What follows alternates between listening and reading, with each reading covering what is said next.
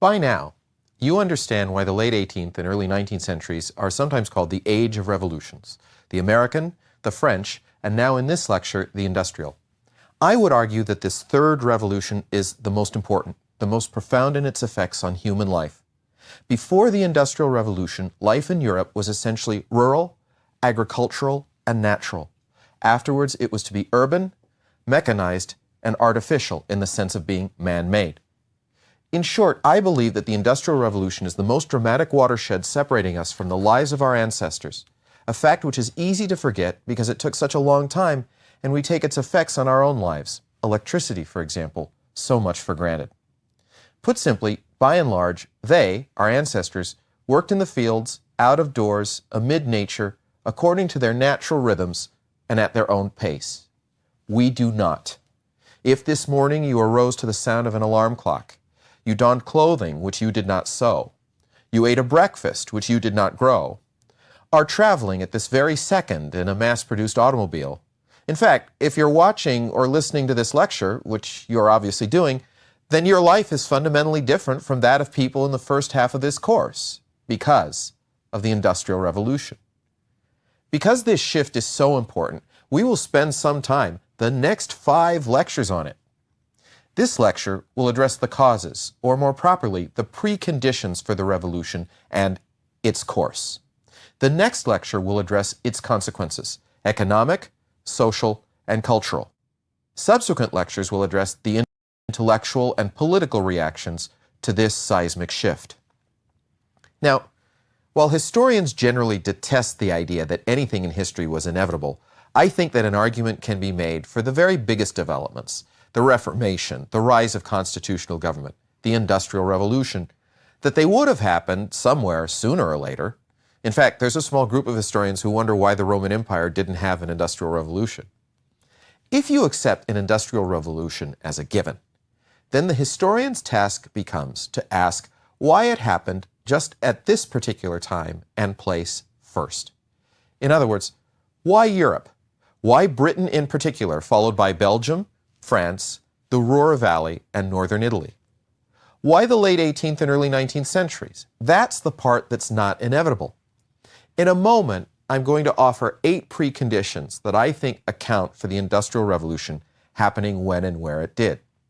Now you understand, don't you, that any other historian might come up with 4 or 16, that this is very much how it seems to me and the rather smarter historians that I've been reading. Moreover, these are only preconditions. They are not causes. That is, these things made the Industrial Revolution possible. Not one of them was sufficient to make industrialization at precisely this time and precisely this place inevitable. That is how I avoid the charge of making this too easy. But taken together, I think they made industrialization highly likely in one particular place. So, for the magic 8 preconditions for industrialization, they are as follows. First, 4 European preconditions. That is, raw materials, an agricultural revolution leading to a population explosion, an increase in demand, and an increased labor force. First, raw materials. Clearly, to have heavy industry, you must have sources of raw materials out of which to make things. You have to have fuel to power the manufacturing process. Europe was blessed with all sorts of raw materials. Wood for furniture and building materials and early machines, rivers. Water is an important natural resource as a solvent and also as a means of transportation and as a source of power, water wheels. Tin, iron ore for metal objects, coal, which would later develop as a source of power, sheep to provide wool, and of course raw cotton from North American colonies. Well, that's fine, but lots of places have this stuff, and it has existed in Europe for eons, so we're thrown back to our initial question, why Europe and why now? The second precondition is a population explosion predicated on an agricultural revolution. For centuries, Europe had been undergoing an agricultural revolution which really picked up steam in the 18th century. It's a funny thing about historians. If you ask them when the agricultural revolution is, depending upon their period, they'll tell you it's anywhere from the 13th to the 18th century. Well, what this revolution implied was improved crop rotation, better landscape engineering and drainage, better fodder crops like turnips, which meant more livestock and so more fertilizer. Presumably, I don't have to explain this. Selective breeding produced more powerful horses and oxen. Improved agricultural tools, plows and harnesses and carts. Now, all of these things tended to begin in England and spread to the Low Countries, France, etc. As a result of these developments, despite momentary disasters like 1788-89, Western Europe was very largely able to feed itself throughout most of the 18th century. Famine became a thing of the past. Trade with America also helped.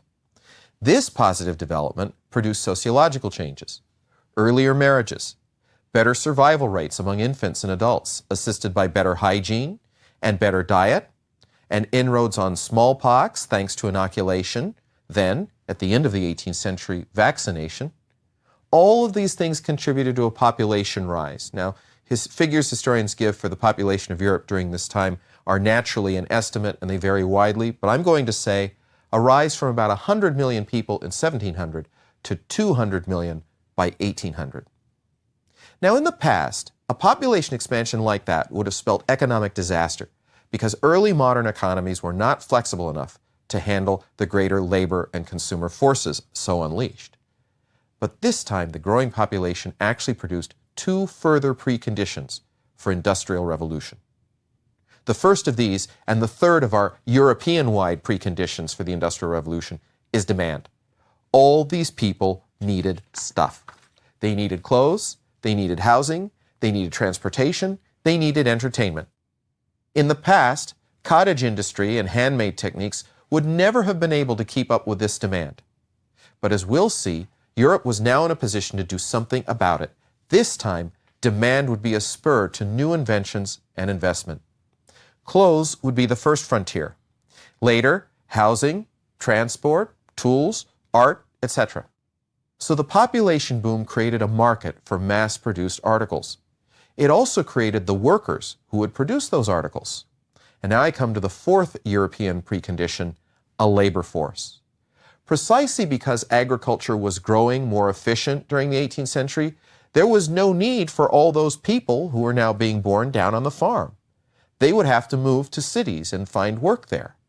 This would be the factory labor force that would supply the Industrial Revolution. Well, fine then. All throughout Europe, and especially in the West, this new itinerant labor force, spawned by the agricultural revolution of the 13th through the 18th centuries and the population explosion of the 18th century, was ready to get to work on the raw materials of Europe to supply their demand. So why did they do so in Britain first? I now come to four further preconditions that apply only to Britain. These were four additional qualities about Britain which helped to make it become the first industrial nation. First, lots of capital. Second, a laissez-faire economy. Third, a widespread perception that economic and social mobility was possible. And fourth, the men who took advantage of the other seven preconditions. First, capital. To build a factory, you need capital, you need money. And the British had more money than anybody else at the end of the 18th century because of the commercial revolution, first of all, which had provided British merchants and investors with plenty of disposable cash. As we have seen in previous lectures, British colonial trade with the Americas and India in sugar, tobacco, spices, and slaves had made British merchants and investors rich. They couldn't spend it all on country houses or the London season. They needed some place productive to put it, to make it work. Then there was the financial revolution, which had provided an elaborate system of credit, not only for the government, but for individual borrowers. By the 1760s, there were some 70 banks in London, around 600 in the country at large. The prime rate of interest in England during the middle of the 18th century was about 4% or less. So this was cheap money readily available. The second British precondition, and the fifth overall, was a laissez-faire economic policy. Prior to 1789, and to a great extent after, in France and other European countries, the economy was directed along mercantilist lines by the state, often in the interests of the town or favored courtiers or the nobility. Some industries, the French perfume and silk industries, for example, were practically government monopolies. Now, this made it hard for people on the continent to start new ventures and to innovate because if they did so, they were always threatening somebody's interests who was powerful. Britain, by contrast, had very little government regulation of industry.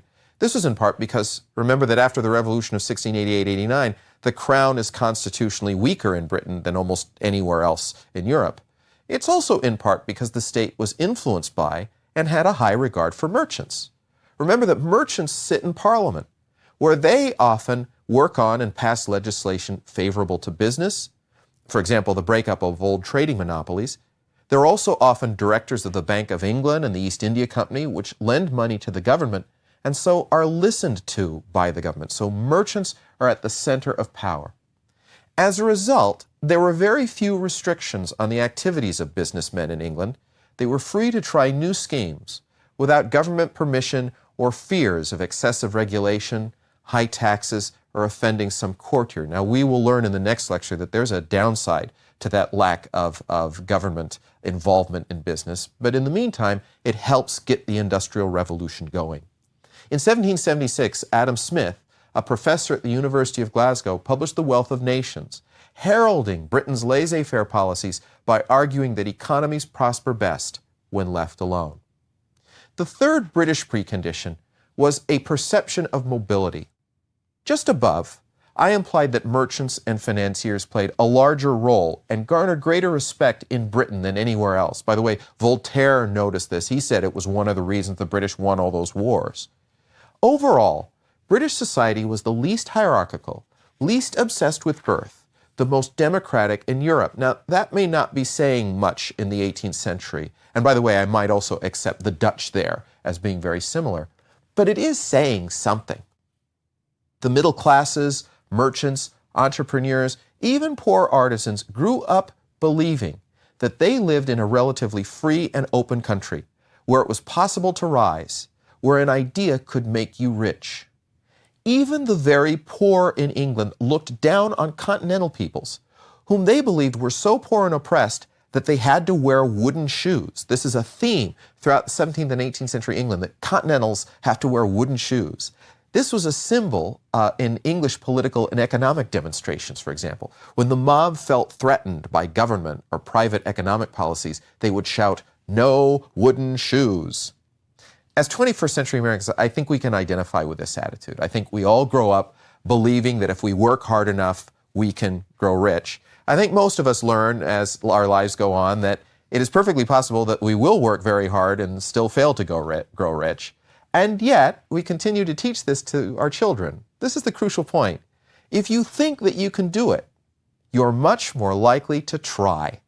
And out of that trying came the great innovators of the Industrial Revolution.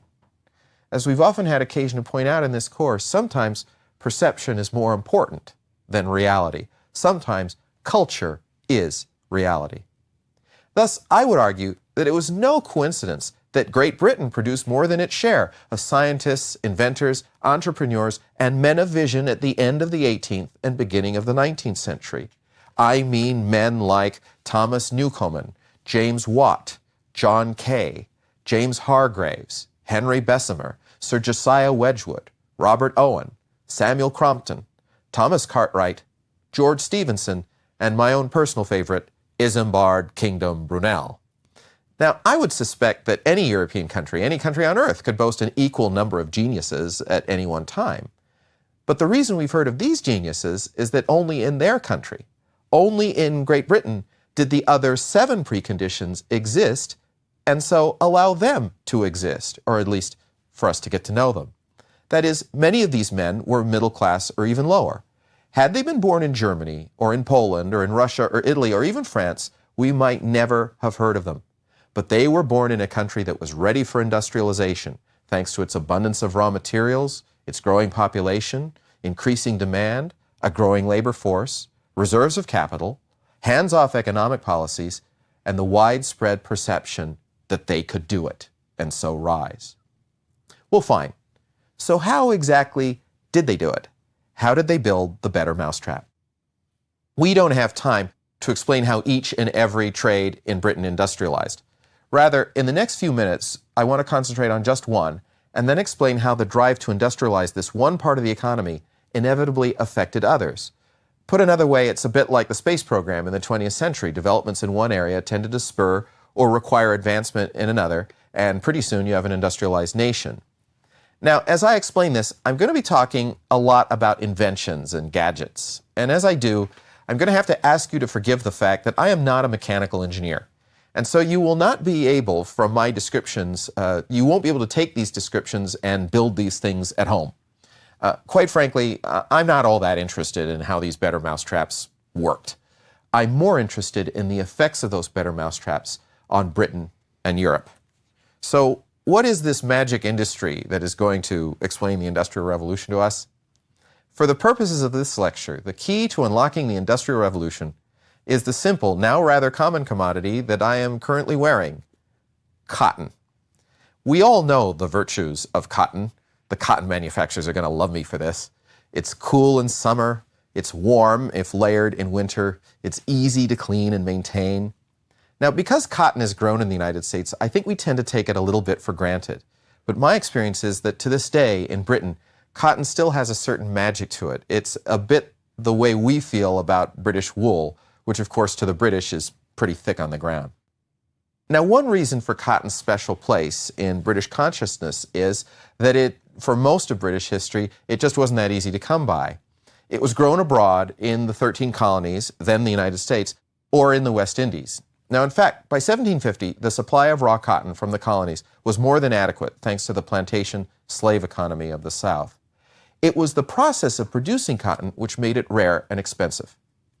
Cotton had to be woven by hand on slow, heavy looms that required 2 people to work, out of thread that was hand-spun on spinning wheels, very much like the spinning wheels you see in antique shops today. After carding and washing and combing and separating the cotton from its own seeds in more or less reverse order, all these processes had to be performed by hand. As a result, cotton manufacture was very much a cottage industry. Raw cotton fibers were distributed by cotton factors to farmers' wives, who blended and carded and drew and spun into thread and wove the cotton thread into bolts of cloth. Then, the cotton was periodically collected by the factor.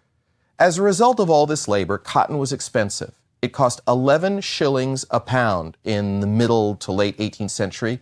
That's more than half of a pound sterling, more than an agricultural worker's weekly wage. All that began to change in 1733. In that year, John Kay invented the flying shuttle, a lighter, quicker loom able to be worked by just one person.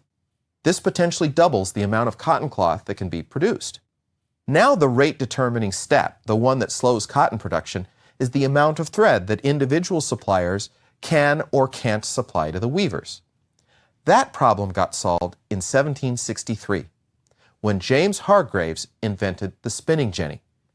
Now, the spinning jenny was essentially a multiple spinning wheel. It was a rectangular wooden frame. At one end, there were 8 or 10 or more spindles. At the other end, there was a carriage through which fibers ran, which was attached to a crank which could be turned. By turning the crank, which pushed the carriage back and forth and turned the spindles, one person could spin the same amount of thread as 8 or 10 spinners could previously. Now the problem was that the thread kept breaking in the flying shuttle, which slowed the weaving process. This problem was solved just 6 years later, with the invention in 1769 of the water frame, also called the throstle or roll drawing machine, by Richard Arkwright. This was used to strengthen thread. The title water frame is kind of a misnomer, as this only refers to its source of power, not what it does with the thread. Rather, water frames were attached to spinning jennies, and they run thread through a series of rollers, twisting and tightening. If you've ever taken a good look at a piece of thread, you know that it's actually made of many fibers twisted together. The result was stronger thread.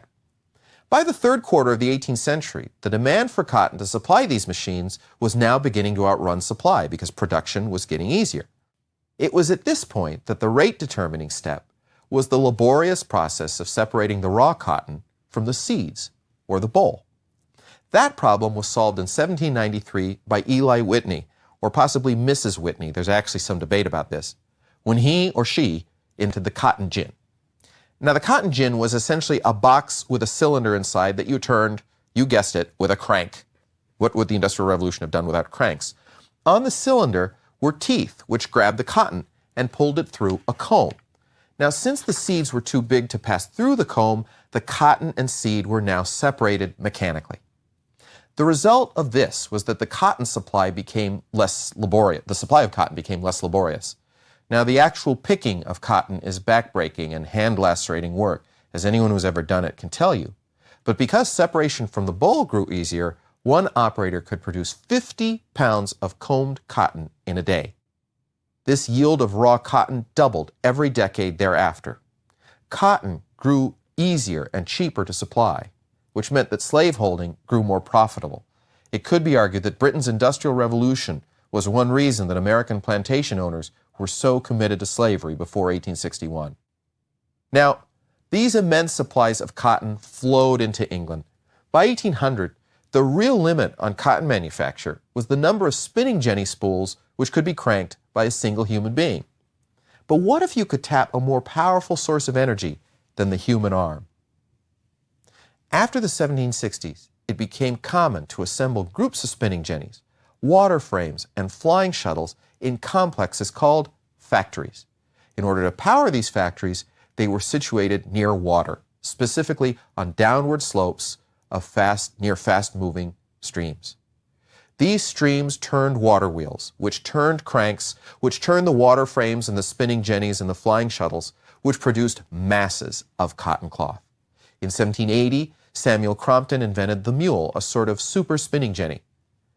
But there were two problems with this source of power. First, it limited factory building to rugged upland areas with rushing rivers. By the way, for the first and only time in their histories, the craggy, rugged uplands of places like the North Midlands and Scotland and England became economically desirable locations because they could support factories.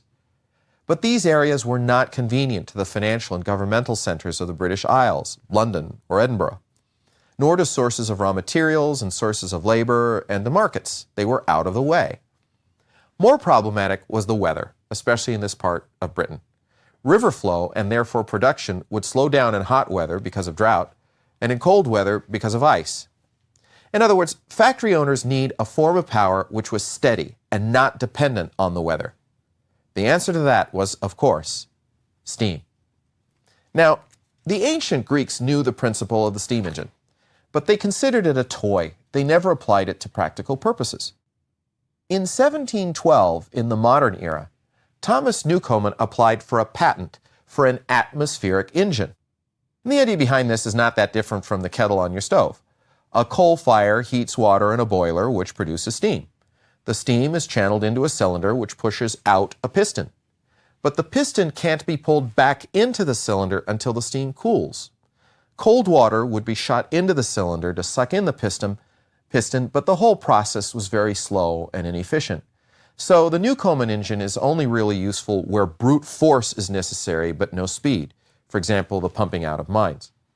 But in 1769, James Watt, a scientific instrument maker at the University of Glasgow, a lab tech, modified Newcomen's engine.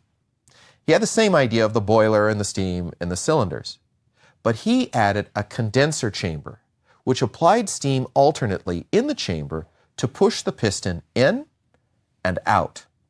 He then attached a revolving flywheel. Now we have circular motion, perfect for powering spinning jennies and flying shuttles and mules. Beginning in 1785, textile manufacturers began to apply steam engines to power machinery much larger, more extensive than could ever be possible with the human hand.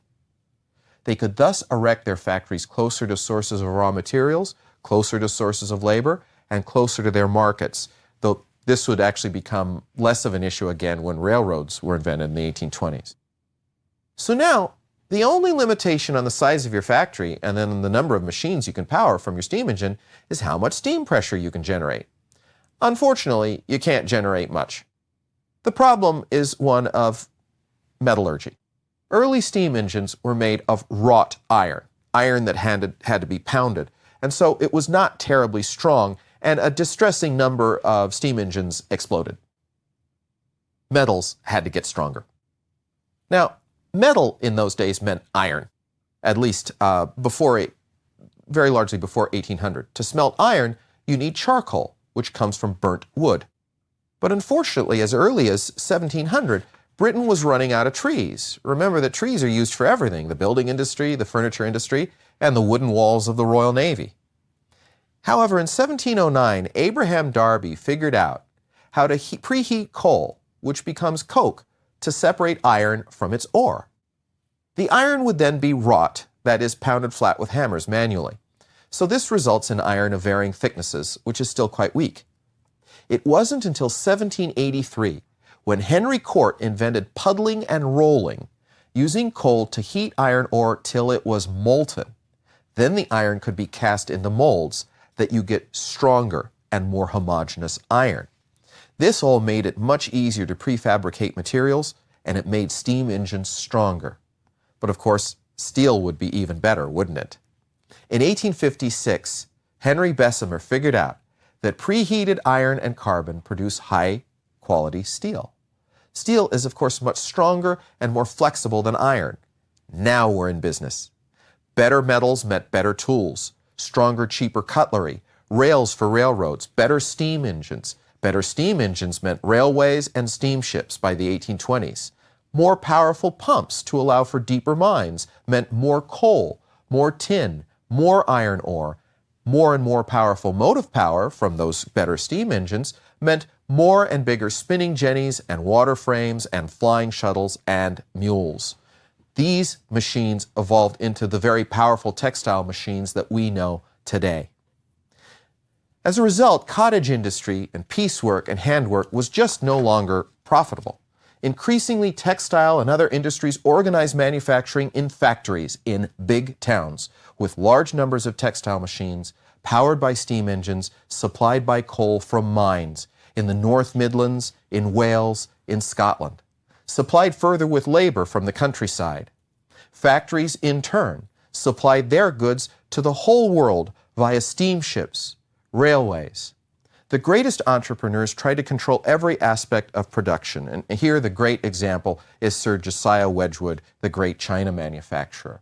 He established quarries for the raw materials for his china. Then he dug canals to bring those materials to his factories.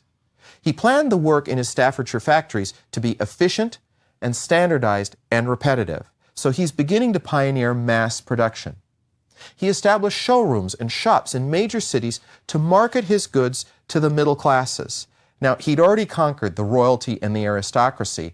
He'd received the royal warrant for all sorts of china sets to the king and to the queen, and this is during a period of time George III has lots of kids, so he can make a lot of money out of marketing to different princes. And then what he would do is he would advertise in the showroom that such and such a china set was by appointment to the king or the queen, and of course everybody would want to have it. He would strike cheap copies, and now what he's doing is he's both creating a consumer culture and he's controlling every step of the process. The end result of all this activity varies by one's perspective. On the global level, Britain became manufacturer to the world. It increased its lead as the wealthiest country on earth. For the factory owner, there were fabulous profits to be made. For the consumer, lots and lots of cheap goods. Take cotton. By the early 19th century, industrialization had made available huge supplies of cotton at unbelievable low prices. By 1820, one spinner was able to do what had been the work of 20 spinners before industrialization. I told you that in 1784, cotton cloth cost 11 shillings a pound. By 1832, it cost 1 shilling a pound, and that brought cotton into the reach of the poor. But of course, this also enhanced the profitability of American slavery, especially after Britain outlawed slavery in its own colonies, and so helped cause the American Civil War. Similar results, without necessarily the last implication, were replicated in all sorts of industries. Finally, for the workers, the unemployed agricultural workers who drifted to the cities to begin work in the new factories, the result was hell on earth. Let us now turn to the human implications of the Industrial Revolution.